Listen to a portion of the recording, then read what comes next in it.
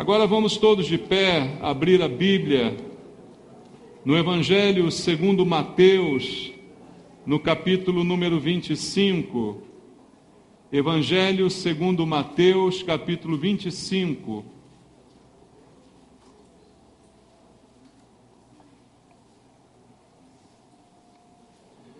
Nós vamos ler do versículo 1 até o versículo 13. A parábola das 10 virgens. Mateus, capítulo 25, do versículo 1 até o versículo número 13. Você achou na Bíblia? A palavra de Deus diz assim: Então o reino dos céus será semelhante a 10 virgens que, tomando as suas lâmpadas, saíram a encontrar-se com o noivo. 5 dentre elas eram nécias e 5 prudentes. As nécias, ao tomarem as suas lâmpadas, não levaram azeite consigo. No entanto, as prudentes, além das lâmpadas, levaram azeite nas vasilhas. E tardando o noivo, foram todas tomadas de sono e adormeceram. Mas, à meia-noite, ouviu-se um grito: Eis o noivo, saí ao seu encontro. Então se levantaram todas aquelas virgens e prepararam as suas lâmpadas. E as nécias disseram às prudentes: Dai-nos do vosso azeite, porque as nossas lâmpadas estão se apagando. Mas as prudentes responderam: Não, para que não nos falte a nós e a vós outras. Ide antes aos que o vendem e comprai-o. E saindo elas para comprar, chegou o noivo, e as que estavam apercebidas entraram com ele para as bodas, e fechou-se a porta. Mais tarde chegaram as virgens nécias, clamando: Senhor, Senhor, abre-nos a porta. Mas ele respondeu: Em verdade vos digo que não vos conheço. Vigiai, pois, porque não sabeis o dia nem a hora. Amém. Nosso Deus, nosso Pai, que bom estarmos na igreja e que bom é podermos ler a Tua palavra. Esse já é um privilégio que o Senhor nos concede essa noite, estarmos reunidos em Teu nome para ouvir a Tua voz nesse lugar. Lemos aqui, Senhor, palavras proferidas por Jesus e queremos, Senhor, ouvir do Senhor a Tua palavra. Queremos que o Senhor fale ao nosso coração. Não viemos aqui ouvir homens com filosofias, Pai. Viemos ouvir a Tua voz nesse lugar. E vem falar ao nosso coração de maneira poderosa, de maneira a transformar a nossa vida, o nosso entendimento, as nossas ações em relação à Tua palavra, Pai. Vem falar ao nosso coração. Ó Deus, e usa a minha vida como um instrumento em Tuas mãos. Preciso da unção do Espírito Santo, sem a qual não posso anunciar a Tua palavra, sem a qual o anúncio da Tua palavra não produzirá efeito algum sobre os ouvintes. Mas se a Tua unção estiver sobre mim, Pai, a Tua palavra será ministrada e ela chegará aos nossos corações. E é isso que eu te peço aqui com os meus irmãos, orando com eles em nome de Jesus. Amém. Graças a Deus. Podem sentar, irmãos. Amados, Jesus contou esta história.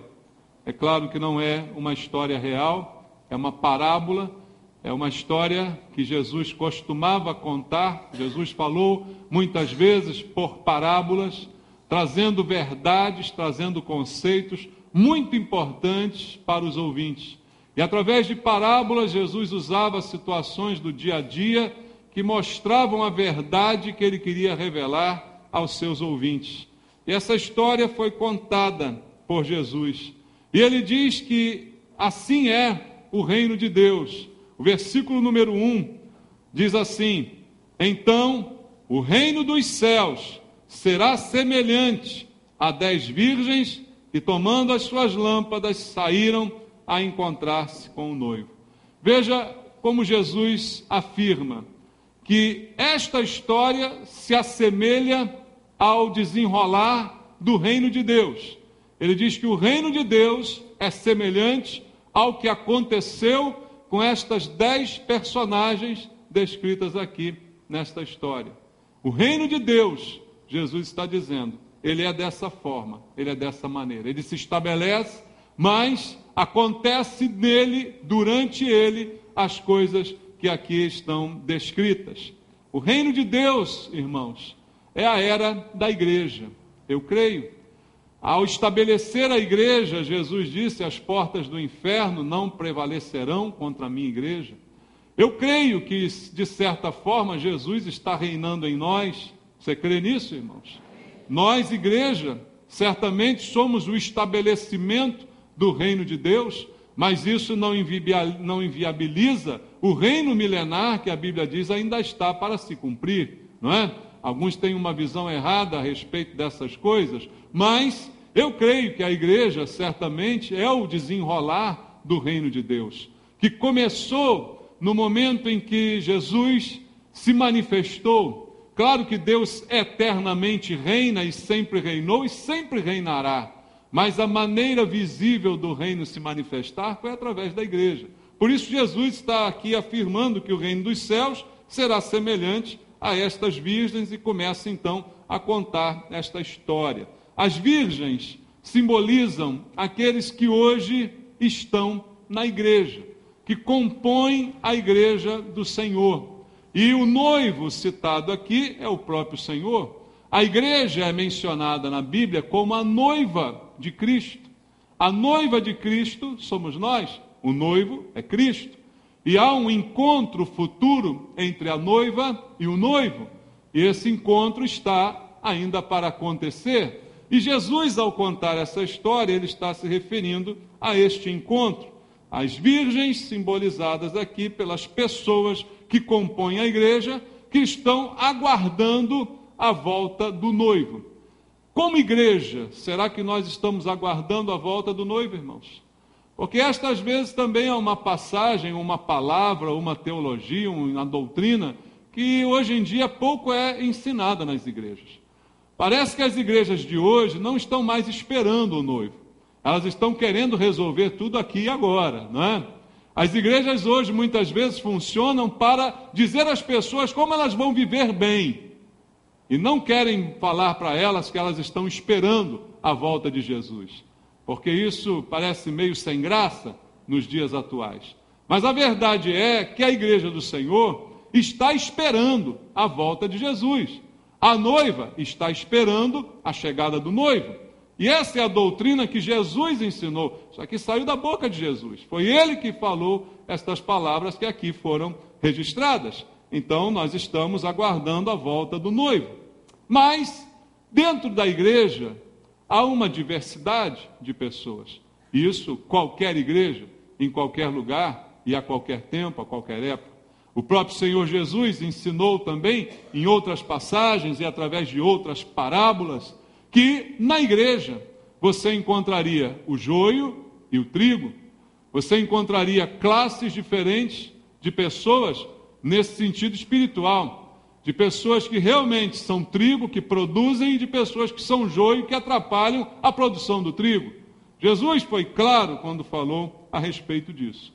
E aqui neste exemplo da história contada, ele descreve a igreja através de 10 virgens, mas coloca aqui de uma maneira bem clara que apenas 5, metade destas virgens, eram realmente preparadas para o encontro com o noivo, enquanto as outras 5 não estavam preparadas, e mais tarde ele vai revelar que nem ao menos as conhecia.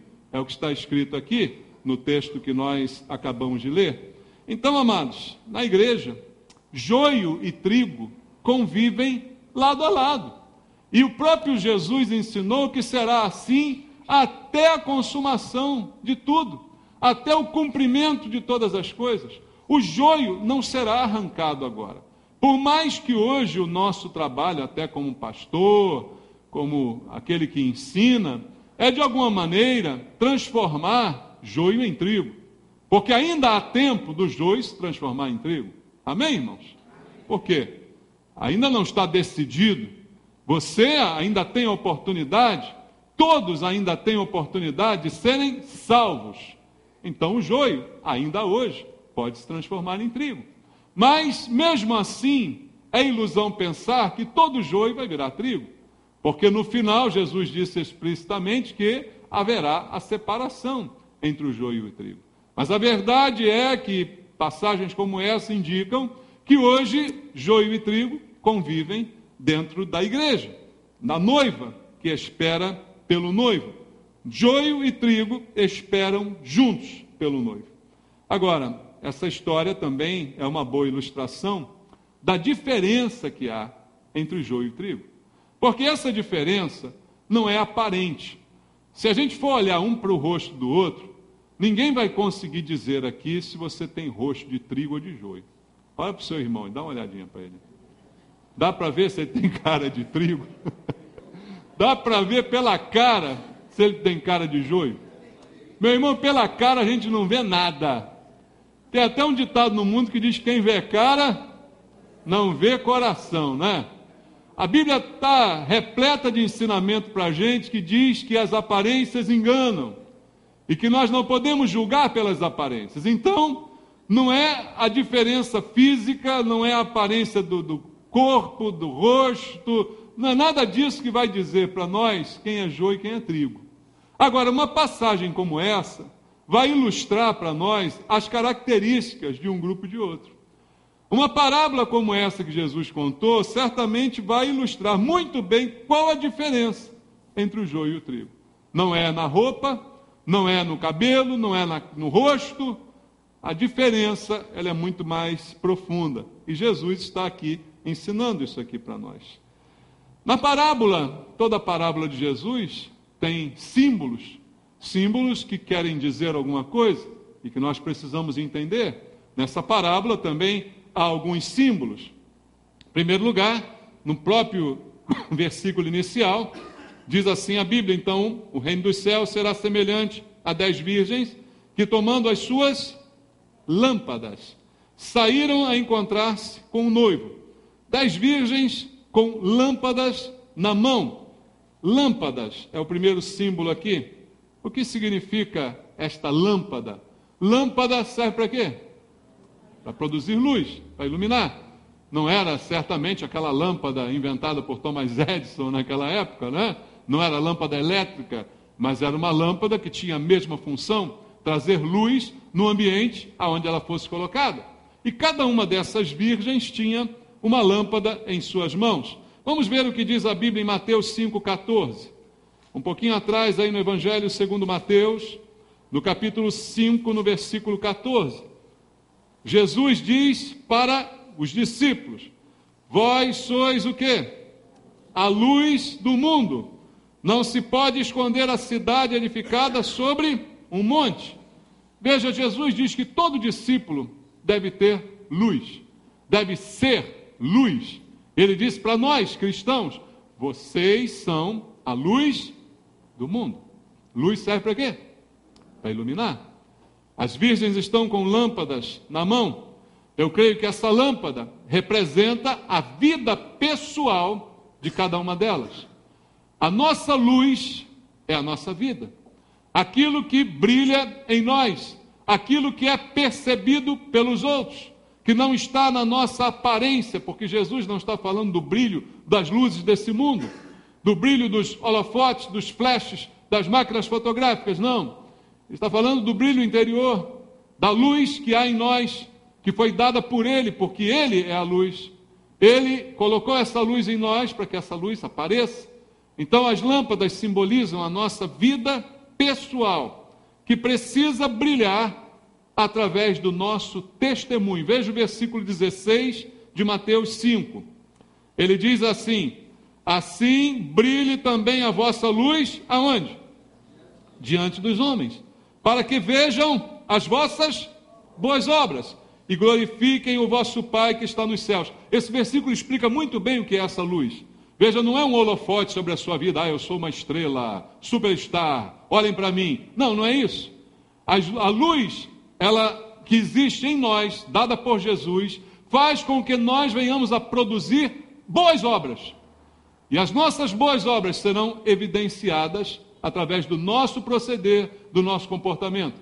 Por isso ele disse, já que você é luz, e você precisa iluminar, que a sua luz brilhe diante dos homens, e eles reconheçam as boas obras que vocês têm feito, e por causa delas glorifiquem a vosso Pai que está nos céus.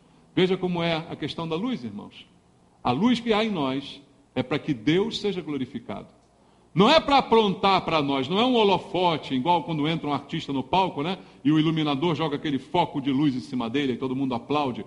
A luz não é para apontar para nós, ela é para emanar de nós. Ela emana de nós através das coisas boas que Deus nos permite fazer, pelo novo procedimento que Deus nos deu, pela transformação do Espírito Santo em nós. É isso que vai brilhar diante das pessoas, e é isso que verão. E ao verem aquilo que fazemos por causa do que Jesus fez em nós, glorificarão a Deus. Dirão, realmente, Deus fez grande obra na vida dessa pessoa. Porque eu a conheci do jeito que ela era, e agora eu a vejo de uma maneira completamente diferente. E as suas obras realmente mostram a sua fé. Essa é a diferença. E isso, então, é o que está descrito nesse símbolo da lâmpada que estava na mão de cada uma das 10 virgens citadas aqui. E o nosso testemunho, irmãos, como disse Jesus aqui no versículo 16 que lemos, é a evidência dessa lâmpada brilhando. Só que o nosso testemunho, a Bíblia diz, ele é proporcional à nossa fé. O testemunho é proporcional à fé. Leia comigo Hebreus capítulo 11. O capítulo da fé. Hebreus capítulo 11. Vamos ler o versículo 2. Olha o que está escrito em Hebreus 11, 2. Diz assim, pois pela fé os antigos obtiveram o quê? Bom testemunho. Já viu a diferença? Pela fé, os antigos, que são os personagens citados em Hebreus 11, que vai citar aqui um monte deles, que a gente chama de galeria dos heróis da fé, fizeram grandes coisas e obtiveram bom testemunho pela sua fé. O que algumas igrejas ensinam hoje? Que a fé é para você obter muito dinheiro, que a fé é para você ganhar muitas coisas materiais, que a fé é para ser usada para você enriquecer, para você dominar, para você mandar, para você ordenar. Mas a Bíblia diz, eu fico com a Bíblia, que pela fé o que você ganha não é lucro, é bom testemunho. Porque o nosso testemunho é proporcional à nossa fé. Se nós realmente temos fé, a luz do Senhor vai brilhando cada dia mais em nós. A vereda do justo é como a luz da aurora, que vai brilhando mais e mais até ser dia perfeito. Mas isso só acontece na vida daquele que crê. Porque quem não crê vai testemunhar o quê? Vai testemunhar o que não crê? Então a fé é que garante a produção do nosso bom testemunho diante das pessoas. Isso é que faz toda a diferença. E, por um detalhe apenas, a Bíblia diz também que é pela fé que somos salvos. Então só pode ser salvo, irmão, quem tem fé. Só pode dar bom testemunho quem tem fé. A luz só pode brilhar de verdade para glorificar a Deus na vida daquele que tem fé. E só é igreja verdadeira, salva, remida, quem tem fé. Porque a nossa salvação é pela fé, não é pelas obras, para que ninguém se glorie, diz a Bíblia Sagrada. Então as coisas começam a se clarear na parábola que Jesus contou. Veja só Apocalipse capítulo 12, versículo 11. Apocalipse capítulo 12, verso 11, diz assim: eles, pois, o venceram por causa do sangue do Cordeiro e por causa da palavra do testemunho que deram, e mesmo em face da morte, não amaram a própria vida. Veja, a fé é a base da nossa vitória. É a fé que nos faz não amar a própria vida e morrer até por aquilo que acreditamos. Morrer para o mundo e viver para Deus. Quem faz isso? Quem tem fé. Testemunho, quem pode dar? Quem tem fé. Mudança de vida, quem pode apresentar? Quem tem fé. Isso é a nossa luz que vai brilhar diante dos homens. E Jesus diz que cada uma daquelas virgens trazia em sua mão uma lâmpada. Esse era o propósito, porque a lâmpada representa a nossa vida pessoal. Se ela está acesa, se ela não está, como é que ela se mantém, o que é que faz com que ela permaneça acesa. Esse é o símbolo da lâmpada. Volta lá no capítulo 25 e vamos ler o versículo 3. Há um outro símbolo citado aqui por Jesus. As nécias, ao tomarem as suas lâmpadas, não levaram o quê? Azeite consigo. A lâmpada a qual Jesus se referia, o combustível que a mantinha acesa, era o azeite. O azeite no qual ficava o pavio, que era aceso, e o azeite alimentava a combustão daquele pavio. E ele diz que estas nécias tinham as lâmpadas, mas não tinham o azeite. Mas o azeite aqui também, além do aspecto natural que eu já falei, ele se torna um símbolo. Muitas vezes na Bíblia vemos o azeite sendo usado como um símbolo de quem, irmãos? Do Espírito Santo. A unção, o óleo, a unção. O Espírito Santo é simbolizado algumas vezes na Bíblia através do azeite. Veja Atos dos Apóstolos, capítulo 2, versículo 38. Atos dos Apóstolos, capítulo número 2, verso número 38. Respondeu-lhes Pedro: arrependei-vos e cada um de vós seja batizado em nome de Jesus Cristo para a remissão dos vossos pecados e recebereis o dom de quem? Do Espírito Santo. O dom do Espírito Santo, que Pedro citou aqui, que é um dom que foi outorgado a todo aquele que crê, foi dado, dom é presente, todo mundo que crê, todo crente verdadeiro tem o Espírito Santo. Tem dúvida disso? Porque o Espírito Santo é que nos convenceu do pecado, da justiça e do juízo. O Espírito Santo que tocou no nosso coração para que crescêssemos na palavra que nos foi ministrada. Foi Ele que gerou a fé que era necessária para a salvação.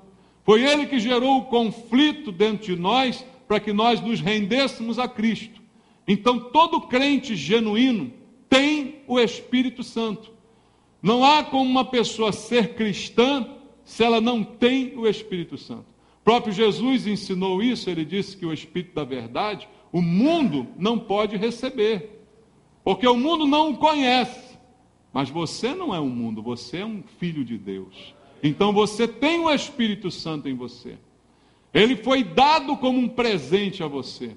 Ele está contigo todos os dias para suprir a ausência física de Jesus. Jesus disse: eu não vou deixar vocês órfãos, eu vou, mas o Pai enviará o Espírito Santo. Então ele vem para estar conosco todo o tempo. Então todo crente tem o Espírito Santo. E o azeite é um símbolo desse dom do Espírito Santo, que nos capacitou a acreditar, que nos é dado como um dom para estar conosco todo dia, como eu citei. Isso está em João 14, versículo 26. Vamos ler? Evangelho segundo João, capítulo 14, versículo número 26. Mas o Consolador, o Espírito Santo, a quem o Pai enviará em meu nome, esse vos ensinará todas as coisas e vos fará lembrar de tudo o que vos tenho dito. Ele estará conosco todos os dias, ele nos foi dado pelo Pai. E é ele também que nos dá poder para testemunhar. Atos capítulo 1, versículo 8, diz lá: mas recebereis poder ao descer sobre vós o Espírito Santo, e sereis minhas testemunhas, tanto em Jerusalém como em Judéia e Samaria e até os confins da terra. O Espírito Santo não só possibilitou a minha salvação, como também está em mim para que eu seja testemunha a respeito de Jesus. É Ele que vai instilar fé no meu coração para que eu possa dar o bom testemunho que Jesus falou através da luz que brilha em nós, irmãos. Tudo isso, então, se relaciona nessa história contada por Jesus. E Ele também me dá poder para vencer as dificuldades. Veja a primeira epístola de João, lá no fim da sua Bíblia, capítulo 4, versículo 4. 1 de João, capítulo 4, verso 4. Diz assim: filhinhos, vós sois de Deus e tendes vencido os falsos profetas, porque maior é aquele que está em vós do que aquele que está no mundo. Você crê nisso? E quem é que está em você? O Espírito Santo. O Espírito Santo que está em você, como diz João, ele é maior do que o espírito da iniquidade que está no mundo. Então é ele que nos ajuda a vencer. Todo crente verdadeiro tem o Espírito Santo. Todo crente verdadeiro foi salvo pela fé. E a fé faz com que ele dê um bom testemunho, que é a sua lâmpada, a sua vida pessoal, que está brilhando, que está iluminando e está fazendo com que outros glorifiquem a Deus por causa de você. E o Espírito Santo é aquele também que nos conserva. Veja o que está escrito em 1 aos Tessalonicenses, capítulo 5, versículo 23. 1 aos Tessalonicenses, capítulo número 5, versículo número 23, diz assim: o mesmo Deus da paz vos santifique em tudo, e o vosso espírito e alma e corpo sejam conservados íntegros e irrepreensíveis na vinda do nosso Senhor Jesus Cristo. Conservados íntegros e irrepreensíveis. Esse também é o papel do Espírito Santo. Nos conservar até a vinda do Senhor. Porque quem está conosco hoje? O Espírito Santo. Se nós estamos esperando Jesus, nós estamos esperando Jesus com o Espírito Santo, que está em nós para nos conservar até a vinda do Senhor Jesus Cristo. Por isso, um salvo verdadeiro tem o Espírito Santo, tem fé que foi dada por Deus e será conservado até o final, porque é Ele mesmo que nos conserva para a sua própria glória. Diz aqui, amados, a palavra de Deus. Agora, a parábola que Jesus contou diz que todas as 10 virgens tinham a lâmpada, porque a lâmpada é a vida pessoal. Todo mundo tem vida pessoal. Às vezes a tua lâmpada brilha bem, reflete a glória de Deus, e às vezes a tua lâmpada emite uma luz esquisita, né? Que não é nada boa, e que chama atenção para você, e que é o teu ego querendo ser exaltado, é o teu ego querendo aparecer, querendo brilhar. Você quer brilhar igual uma estrela, como alguns dizem, não é? Mas a lâmpada todos têm, todos possuem, porque é a vida pessoal, como eu disse aqui, é o símbolo da vida pessoal. Então as 10 virgens possuíam uma lâmpada, mas havia uma diferença. 5 delas tinham a lâmpada, mas não tinham azeite. E sem azeite, sem o Espírito Santo, você pode passar 500 anos na igreja, você nunca será crente. Você pode gostar do evangelho de montão, pode até gostar de mim, sabia? Pode gostar da minha pregação, pode gostar da igreja, pode gostar dos crentes, pode gostar da música evangélica, pode gostar de tudo, mas sem o Espírito Santo, que te convenceu do pecado, da justiça e do juízo, que te fez render-se a Deus, que instilou fé no teu coração, não há salvação. Você tem uma lâmpada, mas você não tem o azeite que vai manter a lâmpada acesa. É como se aquela lâmpada daquelas virgens nécias estivesse acesa, mas só com um pavio. Se você acender o pavio pega fogo. E ele fica iluminando por algum tempo. Mas o que mantém o pavio aceso é o azeite. Tirou o azeite, o pavio acaba, irmão. O que mantém o pavio é o azeite. Sem azeite, já era pavio, já era luz, já era lâmpada. Então elas tinham lâmpada, mas como se acesa apenas pelo pavio. Jesus diz, voltando a Mateus capítulo 25, vamos ler o versículo 4. Mateus 25, 4, um outro símbolo aqui também apresentado. Mateus 25, verso 4, diz assim: no entanto, as prudentes, além das lâmpadas, levavam o quê? Azeite nas vasilhas. Essa é a diferença. A diferença entre nécia e prudente, a diferença entre joio e trigo, Como eu disse, não está na roupa, não está na cara, não está visível. A diferença está: tem o azeite ou não tem o azeite? Tem o Espírito Santo ou não tem o Espírito Santo? Joio pode estar na igreja fingindo que tem o Espírito Santo. Joio pode até falar em línguas, irmão. Sabia disso? Fingindo. O que vai fazer a diferença é se tem o azeite ou se não tem o azeite. E aqui há mais um símbolo reportado por Jesus, o símbolo da vasilha. Porque o azeite era acondicionado numa vasilha. A vasilha é aqui um símbolo. Vasilha cheia garante a manutenção da lâmpada acesa por mais tempo. Esse é o símbolo da vasilha. Vasilha cheia significa prudência. As prudentes tinham a sua vasilha cheia, porque eram prudentes. Você é uma pessoa prudente? Ou você é uma pessoa que arrisca tudo? Como é que é você? O prudente, ele se prepara. O prudente faz tudo que todo mundo faz, mas ele faz com cuidado, ele faz com prudência. Você vive? Eu também vivo. Todos nós vivemos. Mas nós vivemos com cuidado ou sem cuidado? Nós vivemos com prudência ou relaxadamente, de qualquer jeito? Existem pessoas que vivem de qualquer jeito, não é, irmãos? Mas as prudentes tinham vasilha. As prudentes tinham reservatório. As prudentes tinham uma reserva de óleo. Entende? As prudentes estavam preparadas. Essa é a diferença.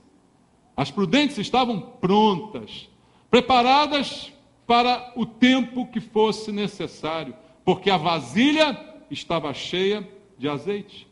Então a vasilha cheia é um símbolo de prudência, é um símbolo de vigilância quanto aos perigos da falta, é um símbolo de vigilância quanto às ameaças. Isso significa vasilha cheia. Cheia como prudência, como vigilância para algo que é iminente. Pensa comigo, a Bíblia diz que a volta de Jesus, ela é iminente. O que significa isso? Significa que ela pode ocorrer a qualquer minuto, a qualquer segundo. Só que a gente sabe disso há 2000 anos, né? E 2000 anos é tempo à beça, é ou não é? Quantos mais temos? Mais 2000? Mais 6? Não sei. Parece que a demora faz com que a gente perca a noção da iminência. Mas a iminência é afirmada na Bíblia. Por quê? Ninguém pode prever, ninguém pode antever, ninguém pode precisar a data, nem o dia, nem a hora. Então pode ser a qualquer momento. Não há nada que impeça de ser agora. Não tem nada que impeça de ser agora. Pode ser a qualquer instante. Isso é iminente. Então eu preciso atentar para isso. Se eu estou cheio do óleo e do azeite, se a minha vasilha está cheia, eu estou preparado para algo que é iminente. Em outras palavras, não serei pego de surpresa.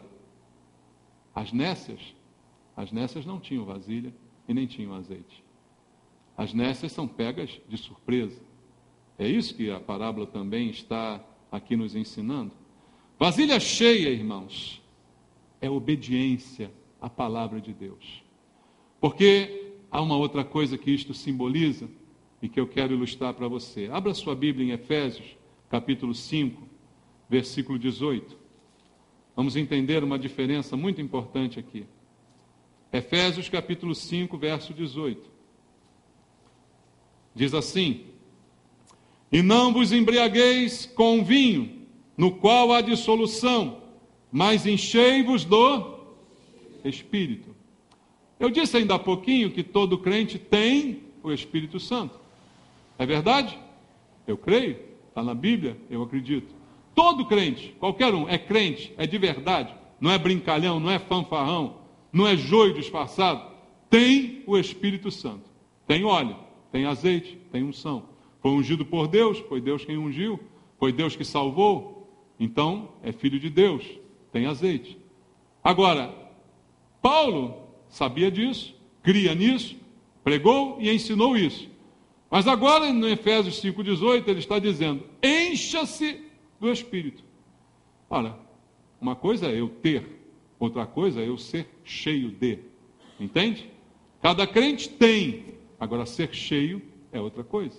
Então, ser cheio faz uma diferença. Ser cheio é uma obediência. Paulo está aqui nos mandando ser cheios. Ele não está dizendo, façam o favor de serem cheios. Ele está dizendo, enchei-vos do Espírito. Então, isso tem que ser uma busca, isso tem que ser uma prioridade na nossa vida. A gente se enche de tanta coisa e não se enche do Espírito. Tem cabimento isso, irmão? A gente se enche de tantas coisas nesse mundo e não quer se encher do Espírito. A nossa vasilha precisa estar cheia. Precisa estar cheia. Porque quanto mais cheia ela estiver, maior é a garantia que eu tenho de que eu estou preparado para qualquer tempo, qualquer dificuldade, para qualquer demora que porventura ocorra. Então a nossa função como crentes é manter cheia a nossa vasilha. É uma ordem que Deus está nos dando. Mas e quem não tem nem vasilha, vai encher o quê? Quem não tem nem vasilha, nem azeite, pode encher alguma coisa? Não pode encher nada. Por isso essa palavra é para os crentes verdadeiros. Enchei-vos do Espírito. Deus nunca disse isso para um joio. Mandar um joio se encher do Espírito, não tem como. É impossível. Ele não pode recebê-lo, porque ele é o do mundo e ele não conhece. Entende, amados? Mas para que eu possa me encher do Espírito, há uma coisa importante que nós precisamos aprender, que a Bíblia ensina. Eu só posso me encher se eu primeiro me esvaziar. Como é que eu vou encher aquilo que já está cheio? Você consegue encher o que já está cheio? É complicado, né? Enche o copo e depois quer encher mais. Não tem como. Já está cheio. Agora, se eu tiver vazio, eu posso me encher. Claro que eu não estou dizendo que eu preciso perder ou tirar o Espírito Santo. Mas eu preciso me esvaziar de mim mesmo. Esse ego que tenta brilhar, esse ego que tenta aparecer, essa vontade que tenta prevalecer, é isso que tem que morrer, irmãos. É como disse Paulo, fazei morrer a vossa velha criatura, que muitas vezes toma um lugar que é de Deus. E agora eu estou falando não para o joio, mas para o trigo. Para você que é trigo e quer ser cheio do Espírito Santo, em obediência à palavra e à ordem dada por Deus, você só o será quando se esvaziar. Se esvaziar é fundamental para que você possa se encher. E é se esvaziar de você mesmo. Se esvaziar das suas prioridades, das suas vontades, dos seus pensamentos, dos seus achismos. Esvaziar-se. Porque só será cheio aquele que primeiro se esvaziar. Primeiro de tudo, você tem que se esvaziar para que Deus possa encher você e você possa obedecer ao chamado de Deus. Porque o suprimento de Deus, irmãos, nessa área é algo inesgotável. Há uma experiência bíblica que fala de vasilhas, que é muito interessante, está no segundo livro de Reis. Eu quero ler com você, capítulo 4, versículo 2 a 6. Todo mundo conhece essa história, mas é sempre bom lembrar. Segundo Reis, capítulo 4, versículo 2. Diz assim, Eliseu lhe perguntou, que te hei de fazer? Diz-me o que é que tens em casa. Ela respondeu, tua serva não tem nada em casa, senão uma botija de azeite. Então disse ele, vai, pede emprestadas, o quê? Vasilhas a todos os seus vizinhos. Vasilhas vazias, e não poucas. Eliseu manda ela pedir emprestado, vasilhas vazias. Então entra e fecha a porta sobre ti e sobre teus filhos, e deita o teu azeite em todas aquelas vasilhas, e põe a parte a que estiver cheia. Partiu, pois, dele e fechou a porta sobre si e sobre seus filhos, e estes lhe chegavam as vasilhas, e ela as enchia. Cheias as vasilhas, disse ela a um dos filhos, chega-me aqui mais uma vasilha. Mas ele respondeu, não há mais vasilha nenhuma, e o azeite parou. Eliseu diz a ela, vasilhas vazias, para que Deus possa encher. E sempre que Deus enche, não há limite no que Deus pode fazer. O limite são o número de vasilhas, e não o poder de Deus. Tivesse mais uma vasilha, tinha mais azeite para botar nela. Mais uma vasilha vazia, mais azeite para encher. Quanto mais você se esvaziar, mais Deus vai encher. Não há limite no que Deus pode fazer, irmãos. Não há limite no que Ele pode realizar. E no quanto Ele tem de suprimento para a nossa vida. Desde que eu me esvazie para que Ele possa encher. E cheio de azeite, esteja preparado para a sua vinda. Esteja preparado para a iminência desse evento, como diz a palavra do Senhor. Quanto mais você se esvaziar, mais Deus vai encher você. Mais o óleo será derramado sobre a sua vida. Quanto mais você se encher de tudo, menos terá do óleo que é essencial para manter a tua lâmpada acesa. É uma balança isso, irmãos. É um sistema de fluidos. Quanto mais você esvaziar, mais ele vai ocupar espaço. Mas quanto mais você ocupar espaço, com todas as outras coisas, menos espaço terá para o Espírito, para o azeite, que vai manter a tua lâmpada acesa. E aí, amados, a parábola que Jesus contou mostra o preparo que nós temos que ter para o dia da sua vinda. Ele contou essa história e ele disse que as 10 virgens, 5 tinham lâmpada, aliás, as 10 tinham lâmpada, mas 5 tinham azeite e 5 não tinham azeite. 5 estavam preparadas para a iminência da chegada do noivo. 5 estavam despreparadas. De repente, no meio daquela história, alguém diz: eis o noivo chegou. Repentinamente, inesperadamente. E aí, as preparadas apenas entraram e desfrutaram e participaram das bodas e ali estiveram com o noivo. E as outras, ao ouvir isto, disseram: cadê o óleo? Não tem óleo. Dá o do teu óleo para mim, empresta do teu. Não, esse óleo não se empresta. Esse óleo é individual. Esse óleo não se passa de um para o outro. Esse óleo é individual. E aí elas disseram: vão aí tentar arrumar isso. Só que esse óleo também não se compra nem se vende. Quando Jesus diz aqui na parábola que as prudentes mandaram as nécias comprar o óleo, não quer dizer que ele está mandando alguém comprar o Espírito Santo.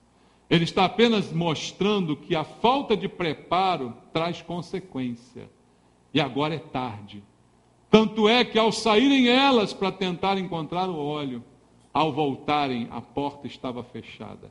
E ao clamarem elas do lado de fora, Jesus não disse: agora é tarde. Jesus não disse: não tem mais tempo para vocês. Não foi isso que Jesus disse. Eu queria que você prestasse muita atenção no que Jesus falou para elas. Jesus disse para elas o seguinte: eu nunca conheci vocês. Eu não conheço quem vocês são. Essa é a resposta que foi dada por Jesus. Versículo 12: em verdade vos digo que não vos conheço. E isso, irmãos, é o pior. Não adianta, porque eu conheço Jesus. Isso aí não quer dizer nada. Eu quero saber se Jesus conhece você. Não adianta a gente conhecer Jesus se Jesus não conhece a gente. Esse é um dos textos mais claros disso. Todas tinham lâmpada, todas estavam juntas, esperando a mesma volta do mesmo noivo. Mas umas tinham azeite, outras não tinham azeite. E as que tinham azeite foram recebidas e desfrutaram das bodas. As que não tinham azeite, nem ao menos eram conhecidas por Jesus. Porque Jesus só dá azeite para quem ele conhece, meu irmão. Só tem azeite quem é conhecido por Jesus. E azeite não se compra nem se vende. Então, o que Jesus está ensinando com essa parábola é o preparo para a sua vinda. Pastor, quando é que vai ser a vinda de Jesus? Não tenho a menor ideia. Mas temos que viver como se ela fosse daqui a pouco.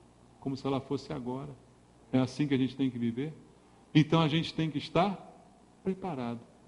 Nós temos que ser prudentes. E não nécios, ignorantes. Preparados. Precavidos. Cheios do azeite, cheios da unção, com a vasilha bem cheia de azeite do Senhor. Esse é o preparo para a volta do Senhor. Se você quer estar preparado, para a volta do Senhor, não tem outra coisa a fazer. Primeiro, você tem que ser salvo. Você tem que ser salvo pela fé em Cristo. Você tem que ter o Espírito Santo. E também você precisa, já que é salvo e tem, se encher cada vez mais. Mas para se encher cada vez mais, você precisa se esvaziar. Irmãos, essa parábola que Jesus contou, ela muitas vezes é ignorada nas igrejas, porque não tem nada a ver com o foco da maioria das pessoas de hoje. Da maioria das pessoas que hoje saem de casa para ir para uma igreja. A maioria delas vai para igrejas pensando: o que eu vou ganhar com isso? O que Deus vai fazer na minha vida? O que Ele vai mudar em mim? O que Ele vai resolver na minha casa? O que Ele vai resolver na minha vida? Enquanto que a Bíblia está ensinando o que nós temos que fazer enquanto Jesus não vem. Porque nós estamos aqui esperando a sua volta. Enquanto isso, brilha a vossa luz diante dos homens. Enquanto isso, que os homens vejam as vossas boas obras. Enquanto isso, enchei-vos do Espírito e não de vinho. Enquanto isso, encha a tua vida de Deus e se esvazie das coisas do mundo. Enquanto Jesus não vem e você está vivendo, desfrute do que Deus tem dado a você, mas viva de maneira que a tua vida agrade a Deus. É isso que Deus está nos chamando a fazer, irmãos. Seja cheio do Espírito e deixa a tua luz brilhar, brilhar diante dos homens, para que vejam as tuas boas obras e glorifiquem ao Pai por causa disso. Isso é para quem é prudente. E quem é prudente, dá ouvidos à palavra do Senhor. Jesus falou essa passagem aqui há 2000 anos atrás. Ele falou. A gente pode olhar para isso e ignorar. Ou a gente pode olhar para isso e tratar como palavra de Deus para nós. E tratar como direção de Deus para a nossa vida. Para terminar, abra sua Bíblia no livro de Provérbios, no capítulo 8, no versículo 34. Provérbios capítulo 8, verso número 34. A palavra diz assim: feliz o homem que me dá ouvidos, velando dia a dia as minhas portas, esperando as ombreiras da minha entrada. Feliz o homem que dá ouvidos a Deus. Como diz Jesus nas cartas que nós temos estudado aos domingos, quem tem ouvidos, ouça o que o Espírito diz à igreja. Feliz o homem que dá ouvidos à palavra de Deus. Feliz o homem que espera no Senhor, como diz o texto bíblico aqui, irmãos. Que espera as portas, as ombreiras da entrada da casa de Deus. Feliz o homem que dá ouvidos à palavra. Dê ouvidos à palavra de Deus. Jesus vem buscar a sua noiva, a igreja do Senhor, nós. Mas nós temos que estar preparados. É isso que Deus deseja. A demora do noivo, irmãos, é ela que revela quem nós somos. É a demora do noivo que torna cada vez mais evidente quem é joio e quem é trigo. O trigo cada vez se aperfeiçoa mais. O joio cada vez se enfraquece mais. É como diz a Bíblia: continue o justo a praticar justiça e o injusto praticando cada vez mais iniquidade. É assim que vai acontecer até o final.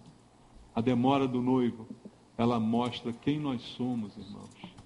Mas o que Deus está falando e nós temos que dar ouvidos é: prepare a sua vida. Viva de maneira digna. Viva de acordo com os princípios da palavra de Deus.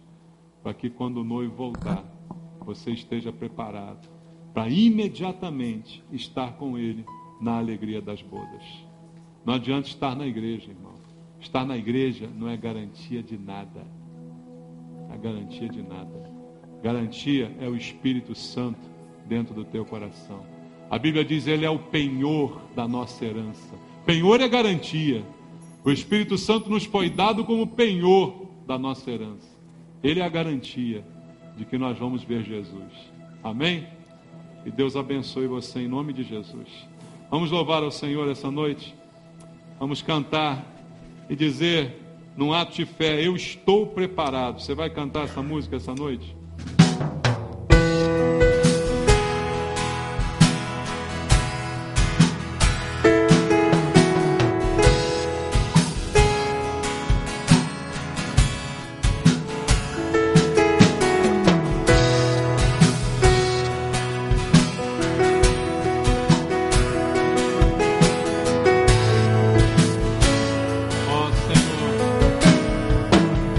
Estou preparado,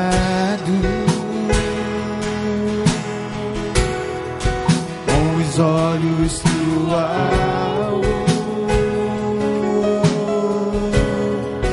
com os pés sobre a rocha, com as mãos no arado. Eu estou preparado. Submisso ao cabeça. Submisso ao cabeça. Ligado ao corpo. Bem ligado ao corpo. As virgens estavam juntas. Em serviço, em amor. Servindo ao Senhor. Já estou preparado,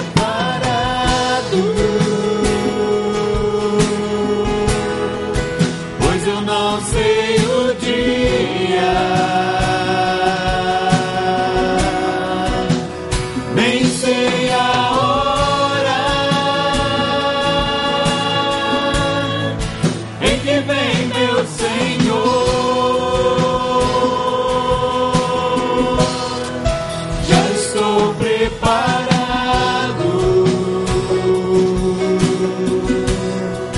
para a vida de Cristo. Certamente Ele vem.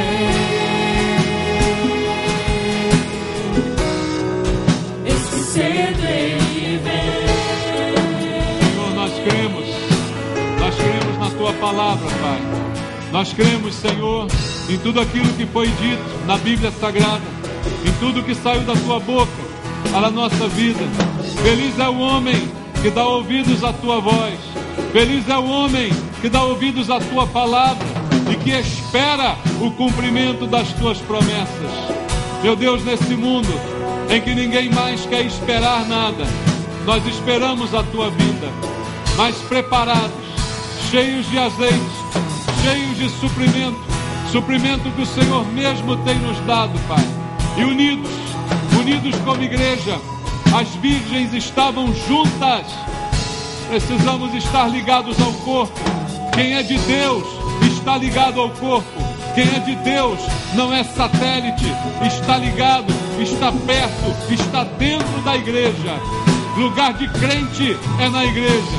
Fala o nosso coração, Senhor, porque o tempo está próximo, porque o dia se aproxima e nós precisamos estar preparados, Pai.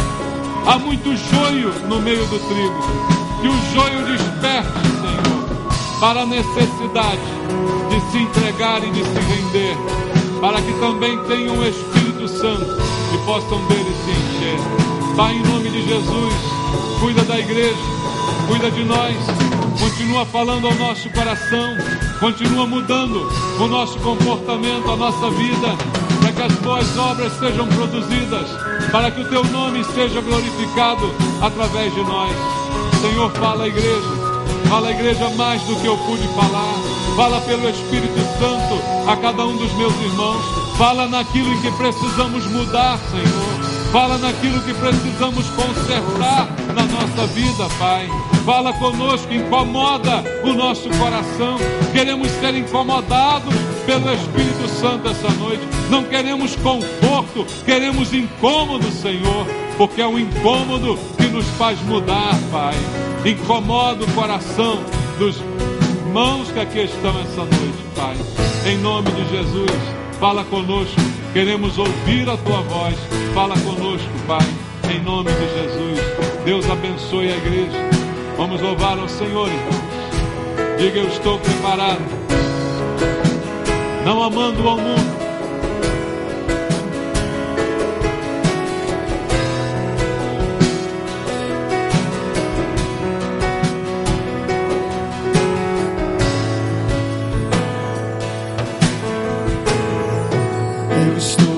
preparado, não amando o mundo, não tomando sua forma, não amando os prazeres. Eu estou preparado, negando a mim mesmo, esvaziando, tomando a cruz, servindo a Jesus.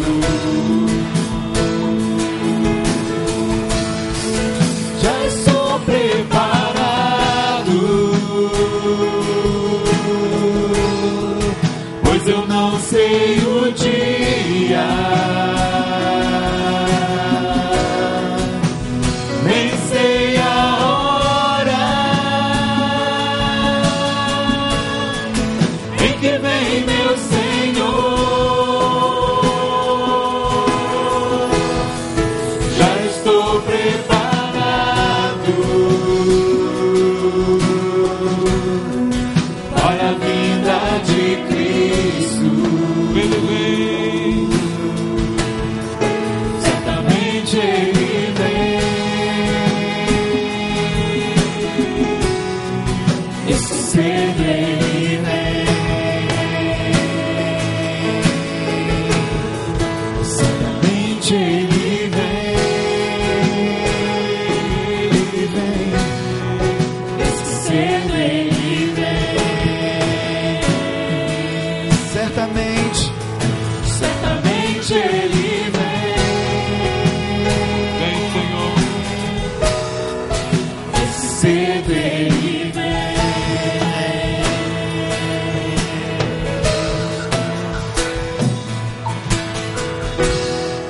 Glória ao teu nome, Senhor. Vem, Senhor Jesus. Vem, Senhor Jesus. Amém. Não sabemos o dia nem a hora, irmãos, mas tomara que seja breve, porque o mundo está ficando cada vez pior. Você pode perceber isso, não pode? Cada vez pior. A vinda do Senhor é para poupar a igreja. Que o Senhor venha logo, mas que nós estejamos preparados, amém? Cheios de azeite, cheios do óleo, cheios da unção do Senhor sobre a nossa vida, em nome de Jesus, amém.